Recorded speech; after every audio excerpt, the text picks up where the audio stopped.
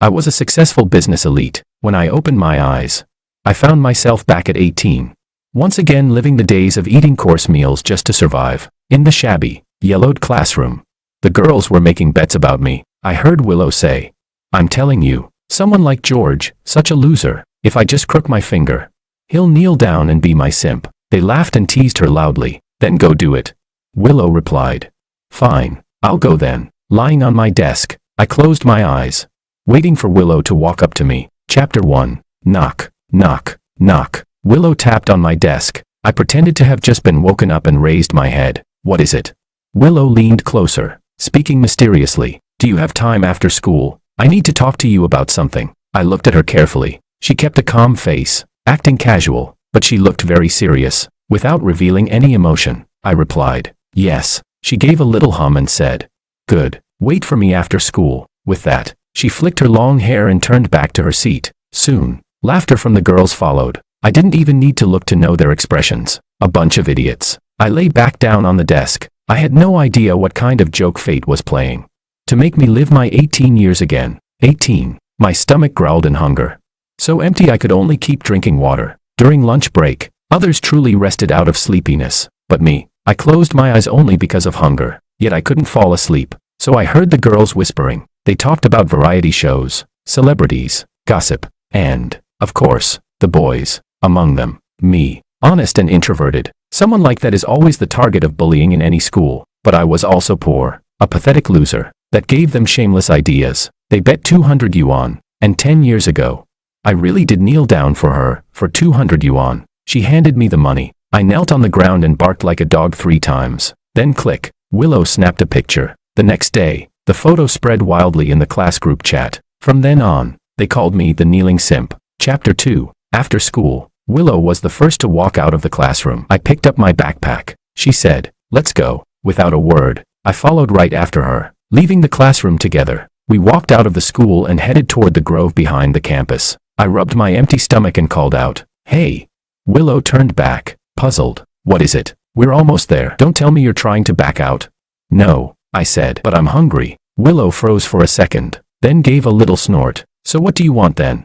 "I want food," I answered. She frowned. She clearly didn't want to waste time, but at the same time she hesitated, unwilling to give up. After a few seconds of weighing it, she nodded. "Fine, let's eat first." I ordered a plate of fried rice. Willow paid. The fast food shop was shabby and greasy. Willow couldn't eat a thing. She looked at me with disgust as I wolfed the food down. Rolling her eyes, Willow muttered, "George, were you reincarnated from a starving ghost?" I ignored her completely. I had almost forgotten what hunger felt like at 18, but I hadn't forgotten my stepmother Sandra's cruelty. That beautiful woman was like a disease. She married into my family with her daughter, and soon infected my father. From then on, I was no different from an orphan living under someone else's roof. Sandra calculated precisely how much energy was needed to survive. She strictly controlled the money she gave me. Enough to buy half a bun, enough to live a day, not enough to die, but enough to suffer. Hunger left me with no energy to study. I couldn't get into college. I wouldn't be able to compete for the family's resources. This family would only ever support her daughter. Satisfied, I set my chopsticks down. "I'm done," I said. Willow stood up. "Now can we go?" But instead, I grabbed her wrist and pulled her back. Her body trembled. Her cheeks flushed. Her whole being ripened like fruit. The hormones of youth. Scorching. But her eyes burned even hotter. She lowered her gaze, avoiding my eyes. Lips pressed tightly together. "George," she whispered, her voice trembling. Do you really need money that badly?" I laughed. A question she already knew the answer to. Of course I needed money. That was why she came to me, wasn't it? In a low voice, Willow said, "Then, as long as you're willing to kneel for me." I shook my head. My hand slid slowly along her smooth skin, finally brushing across her lips. "There are too many people here. Do I have no pride? Let's find somewhere private." Her cheeks flamed red. "Then, where?" I leaned close to her ear and whispered, "A hotel. Want to go?" In the dark, narrow alley, that single word, hotel, seemed to glow in the night. Willow stood there, stunned and dazed. Chapter 3. Once inside the room, I pinned Willow directly against the door. Her breathing quickened, her whole body looking as though she were ready to be taken. Yet the next moment, I let go. I smiled. "How about a shower first, you or me?" Willow snapped back to her senses but, knowingly, said nothing. "Ladies first," I added. "You go." Willow glanced at me shyly, then nodded lightly. The bathroom door closed. I chuckled. Take your time, no rush. Then I opened Willow's backpack and pulled out her camera. Next, I picked up the hotel phone and dialed a number. At check-in, I had noticed a sleazy man at the counter asking if there were any special services. I'd left him a phone number. The call connected. I gave him the room number, hung up, and opened her wallet. A thick stack of cash. Willow was a spoiled rich girl. Her father owned the biggest supermarket in our county. He adored her, completely wrapped around her finger. From childhood, she got everything she wanted. So Willow never lacked money. But I didn't just want her money. I wanted my cut too. Soon, the doorbell rang. Willow had also finished her shower. She stepped out, surprised. Why are the lights off? No reply. Only the dim glow of the bedside lamp. And on the bed, a figure was lying there. Willow grew nervous, her voice trembling. George? She walked closer, wrapped in a bathrobe. As she bent down, the robe slipped from her delicate shoulders, exposing the slim, fair line of her back. I licked my teeth in amusement. The silence in the dark was suffocating, until the next moment, the man on the bed flung off the blanket. A strong arm yanked her into his embrace. Willow toppled onto the bed, their bodies pressed together. That was when I flicked on the light. Click. I snapped a photo. Willow's eyes went wide. She was completely stunned. The man roared. What the fuck is this? This isn't what we agreed on.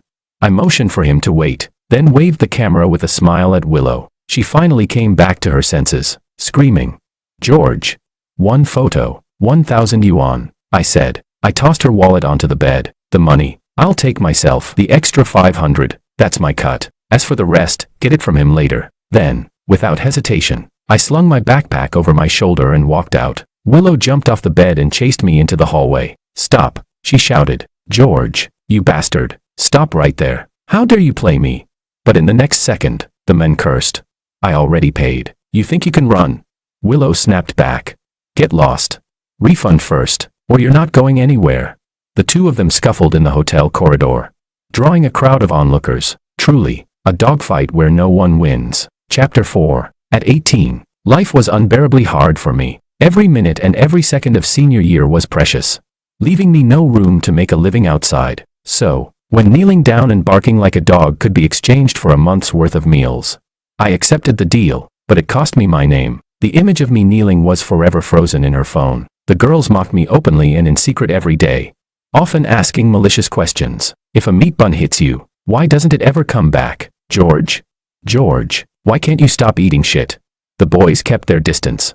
Yet they edited my kneeling photo, spreading it in the group chat. When our eyes met, they would share that knowing, mocking smile. My life had fallen from hell into the 18th level of hell. No one bullied me directly. No one cursed me out loud, but in silence, I was whipped countless times. That's why I would not make the same mistake again. I hummed a tune happily as I went home. 1,500 yuan, enough to last me through the next half year. Then, the college entrance exam, and after that, I'd leave this place behind. Chapter 5. The next day, Willow came late. She looked utterly dejected, like a frostbitten eggplant. Rumor was, that man had grabbed Willow and refused to let her leave. The scene turned into a big commotion. In the end, Willow had no choice but to give him her phone as collateral to escape. I knew Willow well. She liked to toy with people.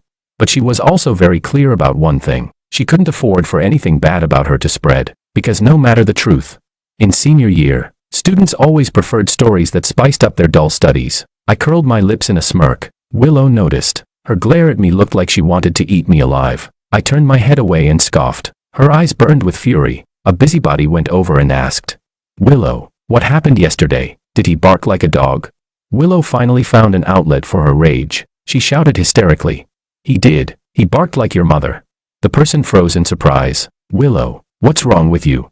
Get lost, she snapped. She angrily swept all the books off her desk onto the floor, startling everyone around. I didn't look at her. Twisting my pen, I calmly circled key points in the brand new workbook I'd bought. This was nothing more than a trivial lesson. I didn't want to be called the kneeling simp again, though 10 years later, that nickname no longer had any power to hurt me. At 28, I was like a wall of iron. Nothing from my adolescence could wound me anymore. I had smoothed out the past, but right now, things were different. At 18, George still cared. Chapter 6. After school, Willow blocked my way again. This time, I didn't bother with politeness. Lifting my eyelids, I said, if you don't move, I won't be polite. Willow gnashed her teeth. George, how dare you treat me like this? This isn't over. I shrugged, smiling as I asked, so what are you going to do? Go back to the hotel again? Her expression instantly shifted into a colorful mix of emotions. She opened her mouth, then shut it again, finally spitting out angrily. "Bitch." I pulled out the camera. "Give it back," Willow shouted. "Who's the bitch?" I asked calmly. Willow was so furious she couldn't speak. Her chest heaved. Her face flushed red. I found it a little ridiculous. Bullying the weak was boring. I tossed the camera back at her. "Take it," I said. She caught it and quickly lowered her head, fingers working furiously, probably deleting photos. When she finished, she lifted her head and asked, "You backed them up, didn't you?" I replied, "What do you think?" Of course I had. That was my bargaining chip. Willow bit her lip. "What do you want?" I crooked a finger at her. Beneath my 18-year-old skin was my 28-year-old soul, cold and sharp-edged. I bared my fangs and spat out one word: scram. I had no desire to get entangled with her. I had too many problems already. My stepmother and stepsister, they were the true obstacles on my path forward. They had toppled me once. I wouldn't allow it to happen again. As for Willow, she was just a side character. Chapter 7. I never wolfed down dinner again. Stepmother Sandra quickly noticed something was off. Before, dinner had been the only meal I could eat my fill, so I ate like I was starving to death. But recently, with 3 meals a day, dinner didn't seem so urgent. Sandra grew suspicious, but she had no proof. She even secretly searched my backpack, my pillow, my bed, but found nothing. The 1,000 yuan was already hidden under Maria's bed. She would never find it. "Don't celebrate too soon," Maria said with a smile. "You can't hide it for long. My mom has her ways to deal with you." In a tone of certainty, she added, "George, we know you've made money." I kept my head down, eyes on the book, pretending not to hear. Maria sat on the bed, speaking as if giving advice. "So why work so hard? Even if you get into college, my mom won't let you go." I turned to look at her. Maria said, "Don't waste your effort." On her face was that same faintly superior mockery, a sneer that no matter how hard I worked, she could still cut off my path, crushing me effortlessly. "This is my house," I said. Maria froze, not expecting me to respond like that, but she didn't get angry. She quickly smiled instead, and then, she asked softly, "George, one day, I'll drive you out of here." I met her gaze coldly. "Want to try?" "Let's see whose house this really is," Maria said, as if to confirm her words. The door opened from the outside. My father stood at the doorway. "I brought you both some snacks," he said. "Sesame rice balls, Maria. Share them with George." "Okay." Maria went over, took them with a sweet expression, and tilted her head up. "Thanks, Dad." My father rubbed her head, then looked at me, still studying. "Son, don't stay up too late." "I know," I replied. After the door closed, Maria bit into a sesame rice ball. "Want one?" she asked. Before I could answer, she rolled her eyes. "Oh, right, you're allergic to sesame." Her smugness was written all over her face. Chapter 8. It didn't take long for me to figure out what Maria's method was. On Monday morning, during the homeroom meeting, Sandra stormed into the classroom. She demanded to know why I had stolen money from home, and what shameful thing I had done with it. With a face full of grief, she cried, "George, you can't do bad things. If you need anything, tell Auntie. Auntie will definitely buy it for you, but you mustn't steal." All eyes in the room turned toward me, expression cold. I said, "I didn't. I don't believe you."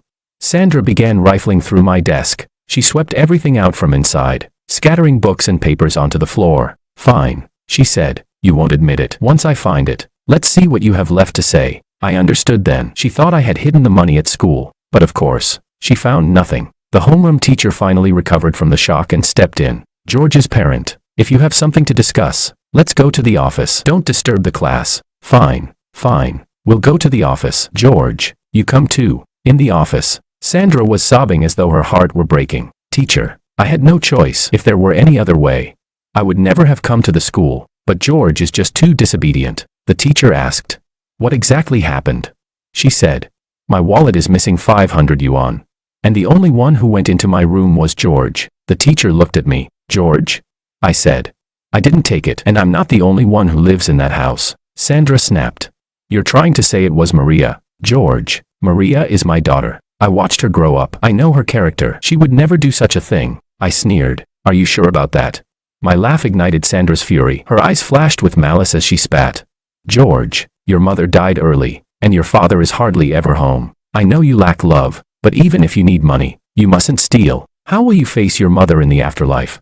My expression changed instantly. She shouldn't have mentioned my mother. My mother was kind-hearted. Sandra wasn't worth a single one of her fingers. I straightened up, enunciating each word. If my mother knew I was being slandered like this, she would crawl back from hell to tear you apart. You bitch. The office fell silent. The teacher stared at me in shock. Never expecting someone as honest as me to say such a word, Sandra exploded, lunging at me. Calm down, Mrs. Sandra. Please calm down. The teacher tried to restrain her, then turned on me angrily. George, apologize. Like hell I'd apologize, I said. A pig wearing a crown, what kind of king do you think you are? The office descended into chaos. I turned and walked out. Willow was standing at the door. As I passed her, I cast her a glance but didn't stop. George, Willow called. The money you used to buy study materials, that was mine, wasn't it? I can help clear your name. I turned my head back. Her gaze was fixed on me, filled with pity. I was speechless. She was pitying me. What kind of sickness was that? Mind your own damn business, I said. Willow's face changed instantly, shifting into a dazzling swirl of colors. Chapter 9. When I got home at night, my bed was a total mess. Sandra had given them a bath. The soaked quilt was piled up like a heap of rotten mud. Maria gloated. You dare insult my mom, George? This is just a lesson for you. Your dad won't be home all week, so who are you going to complain to? I ignored her completely. Even if my dad were home, I wouldn't complain. He wouldn't believe me. When I said I didn't have enough to eat, he went to ask Sandra. Sandra explained that it was for my own good. She said, eating too much during puberty will lead to binge eating disorder. It's hard to cure. She even compared me to her daughter. She said, look at Maria. I don't let her eat that much. And my dad actually agreed with her. Then came bath time. In the height of summer, only their room had air conditioning. The rest of the house was hot and humid. So I took 3 cold showers a day. Sandra asked suspiciously, does George have some kind of cleanliness obsession? My dad frowned. What's going on? I looked at him, drenched in sweat, but didn't say a word because I knew if I complained about not having air conditioning in my room, he would just say, a calm mind makes the body cool. And if I asked why Maria's room had an air conditioner, the answer would definitely be, Ray's son's tough, Ray's daughter spoiled. So I could only turn into a child who seemed obsessive, picky, silent, and increasingly strange. I was shattered into pieces, and all I could do was endure, sweating it out in the stifling heat, hoping one day to escape this hell. It was supposed to be my dad, yet his entire attention was on Maria. What an irony. Chapter 10. The next day at school, the teacher called me over. I thought she was going to scold me, but instead, she just told me to study hard. She said, Willow already told me, she was the one who lent you the money. She patted me on the shoulder. Just endure it. Everything will be over once the college entrance exam is done. I gave a short reply and went back to class. Willow's eyes followed me. I glanced at her once, then turned away with a blank face. Her expression instantly darkened. A boy asked, Willow, want to go to the movies after school? I've got 2 tickets. Willow snapped back. Get lost. After school. Willow cornered me, annoyed. I said, what do you want? With a proud face, she said, I cleared your name. I replied, I know. She gave a huff. Shouldn't you thank me? I shot back. Are you that bored? Willow flared up. George, can't you speak properly? I thought for a moment and said, fine, if you want me to speak properly, then buy me a meal. Willow was speechless. I was very practical. People need food to live. There's no point fighting with the thing that keeps you alive. Willow asked, what about the money I gave you? I used it. For what? I frowned. What does that have to do with you? For once, Willow didn't get angry. She asked, that woman, she's your stepmother, isn't she? I nodded. Yeah, and I have a stepsister too. Willow paused, gave me a look, then said, fine, then I'll treat you. I didn't hold back. Besides 5 large bowls of fried rice, I even ordered 3 bottles of Coke. Willow asked, is that enough? You can have more if you want. I gulped down the Coke, staring at her across the table. For a moment, an evil thought crossed my mind. Maybe I really could do something to her. After all, Willow was beautiful, the class beauty, and in my past life, all my trauma had been thanks to her. But no, I've been given this second chance at life, and I don't want to owe any new sins. Chapter 11. When my dad came back, I finally had clean bedding again. That night, the whole family went out to a restaurant. Inside the brightly lit dining hall, my dad brought out the gifts he had bought on his business trip. 3 in total, 1 for each of us. Sandra got a necklace, and Maria and I each got a phone. 1 large screen, 1 small screen. Sandra's face was full of delight. Thank you, darling. Maria also said sweetly, thank you, Dad. Only I remained indifferent. My dad asked, George, don't you like it? I said, that's not it. Then why don't you take it out and use it? I glanced at him. This man in front of me was so foolish, He had never noticed that the gifts he bought for me always ended up with Maria in the end. He was blind. I gave a wicked smile and said, "Actually, I prefer the one my sister has." Maria froze for a moment. Sandra reacted quickly, saying at once, "Then Maria, hurry up and switch with your brother." Maria snapped out of it, smiled, and said, "Sure." She handed the phone to me and sweetly said, "Here you go, brother." I reached out, took it, and nodded with a smile. The conflict vanished without a sound. My dad laughed, his face full of satisfaction. So many times, for that very smile of his, I had backed down again and again, but this time, I wouldn't back down. I weighed the phone in my hand, and in the next second, I tossed it straight into the boiling fish soup. I smiled and said, "I don't want filthy secondhand trash." The soup splashed all over Maria, and she jumped up, shouting, "George, you son of a..." Sandra quickly covered her mouth. I laughed. "Right, hold it in." The gentle, obedient honor student isn't supposed to curse. The kind, generous stepmother isn't supposed to curse. The only one allowed to curse is my dad. My dad's face darkened. "George, what are you doing?" "Apologize to Maria." Same old words, over and over. I was bored, annoyed. I answered, "I was talking about you. You don't seem to think anything's dirty." My dad grew furious. He stood up, raising his hand. I laughed, pointed to my face, and said, "Want to hit me? Go ahead. Right here." He wanted to slap me, but he hesitated. Sandra burst into tears right on cue. Her voice choked. "It's my fault. Taking your mother's place. It's normal you hate me. But what did Maria ever do wrong?" Maria cried too, sobbing, "Brother, please don't be angry." Finally, my dad hardened his heart, brought his hand down, and roared. I said, "Apologize." Smack. A loud slap, but it didn't land on my face. My dad froze. Maria gasped, "Willow, what are you doing here?" Willow was covering her cheek, standing in front of me. After a brief shock, I came back to my senses and shoved her aside. "This girl meddled too much," I said. "You're not family. Why eat at the same table?" Hypocrite. Then I turned and walked away. Chapter 12. Willow followed behind me. She was like a clingy shadow. I asked, "Why are you following me?" Willow said, "Nothing," I replied. "Then get lost." Willow's face turned pale with humiliation. Of course, she had always been treated like a princess, but only with me did she taste defeat, and she couldn't stand it. "George," she said, "can't you speak properly?" Of course I could, but why should I speak politely to her? She had humiliated me. I had fallen into the 18th level of hell, and in this life, she had planned to do it again. I said, "Don't tell me you think that just because you explained things to the teacher for me, and even took a slap in my place, I should be grateful." I laughed. "Willow, stop trying to bargain with me." She was delusional if she thought such belated kindness could buy my forgiveness. I wouldn't accept it. I walked forward alone. Behind me came Willow's voice, shouting, "You did it on purpose." I turned back. Willow looked at me and said, "George, you provoked your dad on purpose. What are you trying to do?" I had to admit, she was smart. I said, "This is my business." Willow pressed her lips together and said, "I just wanted to help you." I replied, "No need." Indeed, there was no need. My life belonged to me, and I would help myself. Chapter 13. I moved into the school dormitory. Because I refused to apologize to Sandra and Maria, my dad said that if I didn't apologize, I wasn't allowed to come back home. In that case, I smiled and said, "I'll move out." My dad was stunned. I continued, "I'll live in the dorm." Sandra rushed out of her room. "George, don't be impulsive. The college entrance exam is almost here. If you stay in the dorm now, you definitely won't get enough rest." Yes, the exam was approaching. She didn't dare let me move out. Moving out meant breaking free from her control. She wanted to keep me firmly in her grip. "If I don't move out, then only one person can stay in this house," I said. "It's either me or Maria." "Dad, you choose one." My dad was completely shocked, staring in disbelief. "George, you..." "Yes." How could I suddenly become so unreasonable?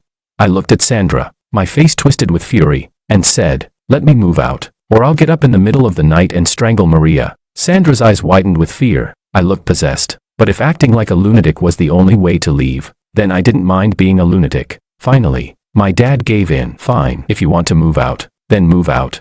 I see you've grown wings now," he sneered. "I'm telling you, if you leave, I won't give you a single penny. Think carefully." I shot him a glance, a short laugh escaping from my nose. An 18-year-old George might have been threatened by that, but not me. That night, I packed my bags and left. Chapter 14. The same mistake I would not make twice. Leaving home was without doubt the wisest choice. Even though life in the dorm was far from pleasant, my roommates weren't in the same class as me. They excluded me, isolated me, and seemed to gossip about me both openly and behind my back. I didn't know the reason, but I didn't care. With only 2 months left before the college entrance exam, my head was filled only with study. For the sake of victory, my endurance was astonishing, until my water cup was once again thrown into the toilet. I looked around and asked, who did it? The 3 people in the dorm, none of them admitted it. No one wants to speak. I gave a short laugh, grabbed the 3 cups on the sink, and shoved them all into the toilet. Then we'd all be dirty together. Makoto roared. George, what the hell is wrong with you? I said, if it happens again, I'll return the favor exactly as it came. I put up with these things only to keep life quiet, not because I was afraid. Makoto was all bark and no bite. The other 2 roommates immediately became cautious. One said, it wasn't me. The other echoed, not me either. That left only Makoto. He stiffened his neck and refused to admit fault, speaking righteously. Yeah, I did it. So what, George? We've had enough of you. You're a thief, a liar, and you toyed with Willow's feelings. I narrowed my eyes and asked, who told you that? He shot back. Doesn't matter who told me. We all know anyway. Willow. No. I looked him up and down. Makoto played piano. What a coincidence. So did Maria, I said. So, it was Maria who told you. Makoto froze, his face flickering with panic before he steadied himself and said, yeah, Maria told me. So what? Do you dare say it's not true? Whether it was true or not, why would I argue with him? I would only confront Maria. If she dared to slander me, I wouldn't let it go. Chapter 15. In this world, the one I hated most was Maria. I hated her casual cruelty, her calm and airy malice. At home, once the door was closed, she mocked me without restraint, belittled me, stabbed at me with words, sneered at me, but I would no longer accept it. The next day, I poured an entire bucket of red paint over Maria's head. My dear sister, I said cheerfully, welcome to being a drowned rat. Silence, nothing but silence. In a class of 40, it was as if someone had pressed the pause button. 1 second, 2 seconds, 3 seconds, and then came the screams. Maria clutched her face and screamed hysterically. Her classmates surrounded her, but none of them dared to touch me. Bang! I threw the paint bucket on the ground and turned away. For the first time, I felt genuine happiness from the bottom of my heart. Since being reborn, this was the happiest moment, until I saw Willow, that haunting shadow, never leaving. She said, you shouldn't have done that. She's your sister. Bullying a girl is wrong. I sneered. What do you know? She still wanted to play the good person. She didn't know what I had endured in the dorm. She didn't know what I had endured at home, and I would never just let it go. Chapter 16. As expected, I was called to the teacher's office. She told me to write a self-reflection. I raised an eyebrow, not calling my parents. The teacher said, I already called your father, but your aunt answered. She said she understood, that this was just a misunderstanding, and she didn't blame you. George, the teacher added, I think maybe you're biased against them. I almost laughed out loud. Sandra was really clever. She was coaxing me to come back. She wanted to rebuild her image in my heart with magnanimity, to lure me back home, behind closed doors. She could destroy me all over again. I wouldn't fall for it. I said, since it's nothing, I'll go. I was busy. As long as Maria didn't provoke me, I had no desire to see her. With the college entrance exam countdown ticking away, I was more nervous than anyone. I knew Sandra hadn't given up. She was scheming, desperate to keep me from going to college. She must have had countless tricks up her sleeve, so I couldn't relax. I had to stay on guard, not blink for even a second. But Maria was only 18. She didn't have such deep cunning. I had shamed her, so she wanted to destroy me. Chapter 17. I could feel someone watching me. On the way back to the dorm after evening study, there were clearly malicious eyes following me. I couldn't see who it was, but I knew. Not to mention, Makoto kept peeking at me, again and again, checking what I was doing. I thought, he was spying on me for someone. To be safe, I started walking back with the crowd, until one day, when everyone else went out for dinner, and I had no choice but to return alone, Willow suddenly appeared in front of me and asked, which university do you want to go to in the future? I said, any one will do, as long as it was a university. It was fine. Willow made a small sound of acknowledgement and then asked, but do you have a place you'd like to go? I said, as long as it's not here, anywhere is fine. As long as I could leave this place, it didn't matter where. Willow stopped walking, facing me. Her mouth opened and closed and opened again, before she shyly blurted, then George, would you maybe want to with me? I cut her off. Not interested. I didn't hesitate. Willow was speechless. I said, you know the reason, so there's no need to ask me why. I didn't want to explain things she already knew. Chapter 18. Willow got angry and turned away. It was the weekend that night. The campus was empty and desolate. As I walked out of the teaching building, I sensed something was wrong. I shoved both hands into my pockets, tightly gripping the knife hidden inside. Then suddenly, the air behind me shifted, a strong arm swept in from the side, hooking around my neck like an iron clamp. The force tightened abruptly. My breath was cut off instantly, my body thrown off balance, and the next second, I was dragged to the ground. The burly man pinned me down and growled, "Stay quiet." He glared at me viciously and demanded, "You're George, aren't you?" A punch landed square on my face as he ground his teeth. "You're the one who bullied Maria, right?" I choked, unable to make words. "What are you trying to say?" He loosened his grip. I opened my mouth, but no sound came out. He leaned closer. "What did you say?" That was it, when his face came down, close enough to touch. I suddenly twisted my arm back and stabbed, growling, "Die." Damn, his reflexes were fast. The blade only cut a shallow line across his right arm. I shifted quickly, reversed my grip on the handle, and thrust again, but he wrenched his body sideways, our wrists locking together, and with sheer brute force he twisted the knife around. The blade was pressed down toward my chest, the cold edge glinting as he pushed harder and harder. My face flushed red, but I couldn't stop him. His grip kept tightening, and the tip of the knife sank lower and lower, until he suddenly screamed. Willow had smashed a rock against the back of his head. I clutched my throat, coughing. Willow shoved him down and grabbed my arm. "Run." I pulled away from her, speechless, and snapped. "Phone." Willow blinked in confusion. "What?" I said, exasperated. "Take out your phone, call the police." Chapter 19. This night was destined not to be peaceful. At the police station, the man confessed. Someone had asked him to help, so he went to intimidate me. Yes, only to intimidate. But I insisted it was attempted murder. The injuries on my body were physical evidence, and Willow was the witness. Soon, the school and the parents were summoned one after another, and so was the instigator, Maria. She looked pitiful and said, "It wasn't me. I didn't send anyone to hurt George. He's my brother. How could I possibly have someone go after him?" The men retorted angrily, "Maria, it was clearly you." Maria lowered her head and said, "I know you like me. Maybe you wanted to stand up for me, but I never asked you to." The man was left speechless. Sandra stepped in, saying, "Maria and George are siblings. The two kids argued before. Maybe Maria complained a little to her classmates. At this age, boys are impulsive, so maybe he just..." The men cursed. "That's nonsense." But obviously, he was no match for Maria and her mother, especially not with my dad standing by them. My dad said, "Officer, this must be a misunderstanding. Maria isn't that kind of child. She's very well behaved." I let out a mocking laugh. Willow, on the other hand, looked at me, her eyes glistening with tears. No, was she actually pitying me? Because it happened on school grounds. In the end, both sides were made to reconcile. My dad represented me and forgave the attacker. My dad said, "George, I'm doing this for your future. Let bygones be bygones. The college entrance exam is so critical right now, nothing can go wrong." Yes, the future was important, but I didn't know whether he cared about my future, or Maria's. "Dad," I said with a laugh, "between me and Maria, you pick one." He said nothing. I took a deep breath and said, "Since I started living at school until now, have you ever once come to see me? Did you ask if I was short of money? Did you pay my dorm fees? Did you know I go hungry every single day?" My dad stared at me, shocked. "What are you talking about?" I said.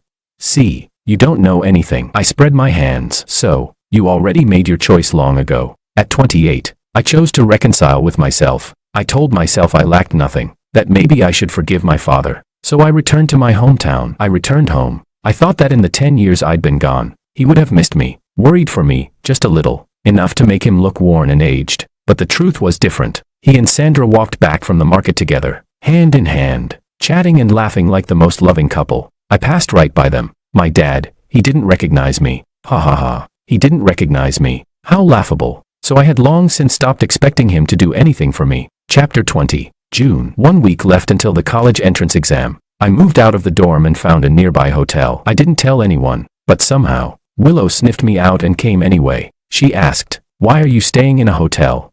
I frowned and said, "Don't you think you're a little too curious about my life?" Willow hesitated, then turned her eyes away. "No, I just think you're pitiful." Overflowing sympathy. So I said, "Since you think I'm pitiful, then lend me another 20,000. Willow was speechless. With resentment, she pulled out her wallet and said, "Here." I clutched the money tightly. Now we were even, I thought. The 200 from my past life had worsened my 18 years, 10 years, 100-fold interest. Now Willow and I were even. I no longer hated her. I didn't even hate my dad anymore. As I walked out of the exam hall, the blazing sun cast its lingering heat on him and Sandra. Sandra held Maria in her arms, asking her questions with patience. He looked at me. I stood right in front of him. He opened his mouth and finally said, "Come home." I asked, "Where is my home?" His lips pressed together, displeasure flashing across his face, as if annoyed at my continued rebellion and immaturity. I only smiled. Then I turned and walked away. He would never understand. From that moment on, I had gained the future I wanted, and just like in my past life, I would inevitably abandon everything behind me. Chapter 21. I found a summer job, working as a kitchen helper in a fast food restaurant. Willow kept coming to eat there. She asked how I did on the exam, where I wanted to go to college. I ignored her. On the day the results came out, Maria came to show off in front of me. "I'm going abroad for a trip." Maria smiled. "My academic scores were good enough, so I'll be studying piano in Beijing." "George, how did you do on your exam?" I said. "Take a guess." Maria's expression darkened, but she quickly recovered. She said, "Even if you did well, it's useless. Can you earn enough for tuition and living expenses just by working 2 months? Don't expect Dad to give you anything. Understand?" He already said, "Unless you go back and apologize to him, he won't give you a single cent." I laughed. "Oh, is that so? What a pity. What are you so smug about?" Maria stood up and said, "I'll be waiting for you to come begging to my mom and me." Never. That day would never come. I filled in my application for the school I wanted, in the city I liked. It was true. I had no money, but I had too many ways to scrape together enough for the first year's tuition. 18-year-old George might have had no way out, but I wasn't him. Maria would never see that day, and the apology my dad wanted would never happen either, because I was about to leave. The day I received the admission letter, I ended my rental and bought a train ticket. While I was packing, Willow came after hearing the news. "You're leaving?" I nodded. She asked, "Why? Why so suddenly?" Her face was full of confusion. I frowned. "Not suddenly at all. I need to go early to gather money for tuition and living expenses. Maybe even find a job." Willow didn't understand. She said, "You really don't plan to go home?" Did she think I was playing some kind of runaway from home game? "Willow," I said, "thank you for everything until now, but I hope we won't see each other again in the future." Willow was in disbelief. She shouted behind me, "Why, George, you have no heart. I've helped you so much, and you're not even a little grateful."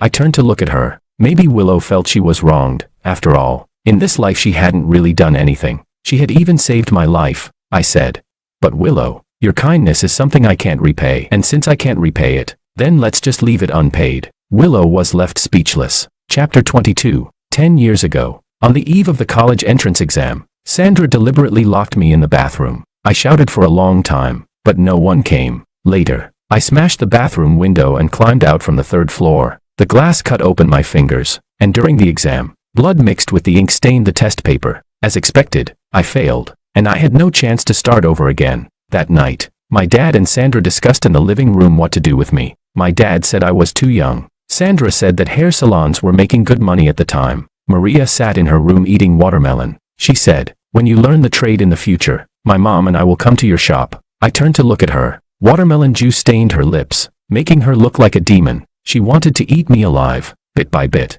swallow me whole, but I refused to accept it. The grievances I had endured for years exploded at that moment. I rushed over, slapped her across the face, and pressed down on her neck, choking her with all my strength. Maria screamed. I was knocked to the ground with a punch. Sandra held her and comforted her. My dad roared, "George, what madness is this?" Yes, I had gone mad. If I stayed any longer, I would truly go insane. So I could only escape. With my ID card and a few hundred yuan, I boarded a southbound train. I started as a dishwasher, in a cramped rental room in a migrant village. I kept all I owned. I locked the door, pressed a wardrobe against it, and hid a kitchen knife under my pillow. I never dared to sleep deeply, never dared to fall sick, like he was doing it on purpose. The old man next door always turned his TV up to the maximum volume at night. The moans of women and the heavy panting of men overlapped again and again. I lay there with my eyes open, listening on repeat. The cockroaches in the south were shockingly huge. In the filthy, modeled bathroom, they were always crawling. I swore I would not rot away like them. Finally, I saved enough money to enroll myself in a training course. Since childhood, I had had a sharp instinct for numbers. I loved math. There were no ambiguous words, only cold numbers. Right and wrong always had one clear answer. I immersed myself greedily in the world built by numbers, absorbing every formula. So hungry, it was like I was suffocating. I didn't dare to stop. Then, I passed the exams. I left the migrant village. I found a proper job. The company was small, with many illegal practices, but I was still grateful. Grateful that they gave me a chance. Even if I earned the lowest salary, I didn't care. I had no diploma, I needed experience. I cherished every opportunity. I was still hungry, but I no longer felt it was suffering. I studied, took exams, worked. I buried myself in tasks every day, not daring to pause for even a single day. Finally, in the second year, I became a financial supervisor. In the third year, I switched to a bigger company. In the fourth year, I earned my first 100,000. In the fifth year, I changed jobs again, gained the chance to study abroad, and my salary rose from 100,000 to 300,000. The fifth year, the sixth, the seventh. By the 10th year, finally, I bought a house, bought a car. One afternoon, I ordered myself a cup of coffee and sat there leisurely. The bitter taste of coffee stung my tongue. I drank it all in one gulp, then quickly ran to the bathroom and vomited until nothing was left. But I was overjoyed. I laughed while I vomited. In the end, I wiped my mouth clean and walked back home. So how could I ever want someone else's salvation?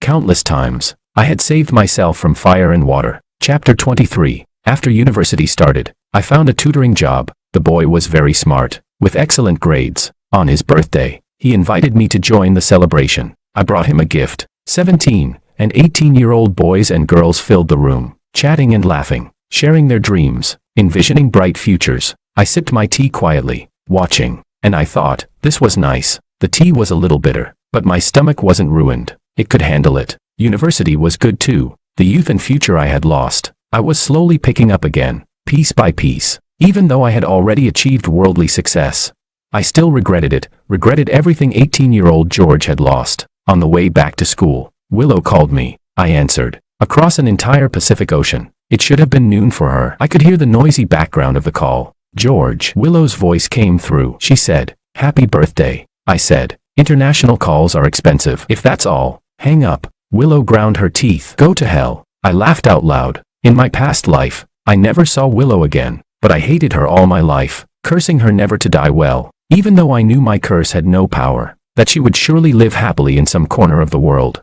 I still hated her, but at this moment, I took back that hatred. I said, "You know what, Willow?" I said, "In the future, I'll be a renowned business elite." Willow snorted, "Liar." But then, in a softer voice, she said, "You will, George, you will succeed." Of course, I would succeed. Past, present, and future, I would succeed. I never went back home again. Even after I became successful again, I didn't return. My dad called me, but I always gave the same reply: "I'm busy. I need to earn money. I need to live." Eventually, he lost his temper and shouted, "Is money the only thing in your eyes?" "Yes." Over the phone, I said, "All I see is money. Just like this call, you only made it to ask me for money." My dad froze. Then, click, I hung up. He thought I didn't know, but I knew everything. I knew Maria had cut her hand by accident, that she could no longer play piano. Maria, missing a finger, became the greatest resentful woman in the world. She lashed out at everyone indiscriminately. My dad and Sandra had countless fights, but I felt no sympathy. They were the wife and daughter he had chosen. He should bear it himself. Each of us has to pay for our own life. So, blessings.